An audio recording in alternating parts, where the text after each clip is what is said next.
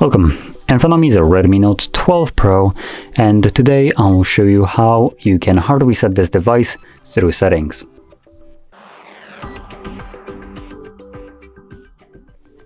So to get started, you want to open up Settings, navigate to About Phone, select Factory Reset, erase all data. Now if you want to back up your device, you can do so right over here. But I'm not going to be backing up anything. I'm just going to jump straight into factory reset. So here we go.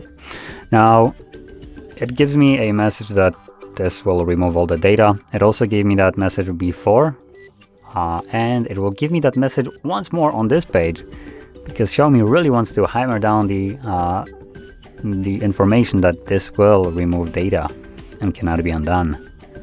From there, you can tap on OK once the timer goes to 0. And this will begin factory resetting your phone. This process will take a couple minutes to finish up, so just let it run through. Once it's completed, you will then be presented with Android setup screen. So I'll be back once that is visible for me.